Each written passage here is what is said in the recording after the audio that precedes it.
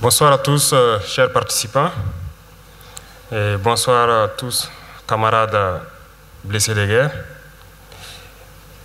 Nous avons tenu à ce que cette conférence ait lieu parce qu'après 8 années de guerre, bientôt la 9e année, il fallait faire un point de situation.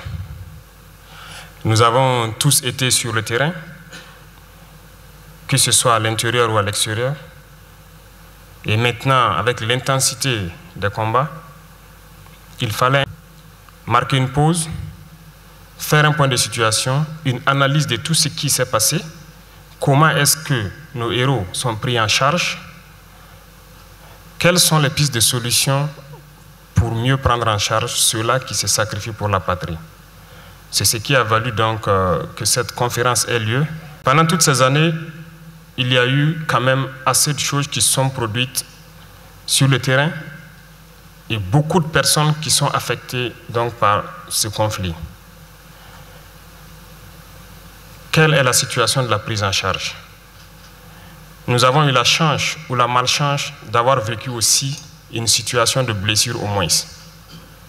Et nous sommes passés par les centres de santé et nous avons aussi pu voir comment ça se passait. Voilà pourquoi depuis l'an dernier, nous nous sommes lancés sur une piste de déjà commencer à améliorer les conditions de prise en charge donc, des blessés. En ce sens, il s'est agi pour nous, dès les premiers moments, de nous appuyer sur le projet Gopaga pour essayer d'améliorer un peu les conditions alimentaires. Et ça a commencé par Ouagadougou et aussi les conditions de loisirs. Plus tard, Kaya, Fada et certaines autres villes, c'est toujours en cours, ont vu naître donc un certain nombre de centres où les blessés pouvaient se retrouver, communier, échanger, essayer d'évacuer un peu le stress qu'ils vivent. Mais au-delà de tout ça, nous avons décidé de créer une agence directement reliée à la présidence qui va s'occuper donc des blessés. Au niveau donc des services de santé de l'armée, nous avons pu faire un tour dès le début. Déjà, nous connaissions les conditions dans lesquelles ils travaillent et nous avons essayé d'améliorer les conditions pour qu'eux aussi puissent donner le meilleur d'eux-mêmes. Parce que les services de santé, on le savait, seront très sollicités.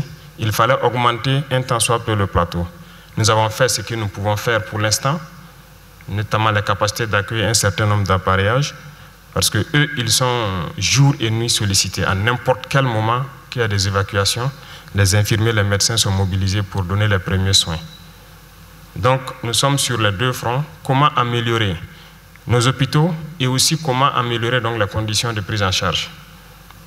Il faut reconnaître que pendant beaucoup d'années, il y a eu beaucoup de manquements.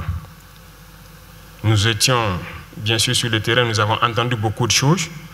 Aujourd'hui, que la bataille bat son plein, il fallait à un moment donné permettre aux blessés eux-mêmes de proposer des pistes de solutions.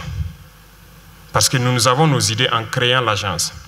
Mais il fallait votre contribution pour qu'on puisse réellement mettre en place une structure qui puisse prendre soin de ceux-là qui se sacrifient pour la patrie.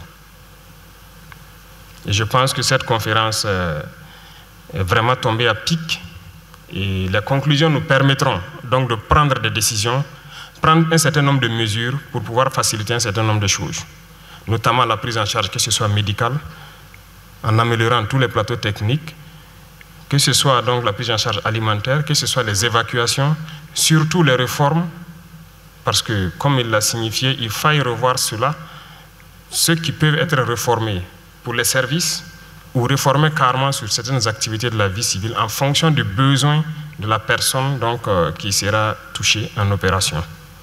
Donc il y a un bon nombre de solutions qui ont été proposées, qu'on va essayer de développer, tout ça pour améliorer les conditions de vie de ceux-là qui ont donné tout pour le pays.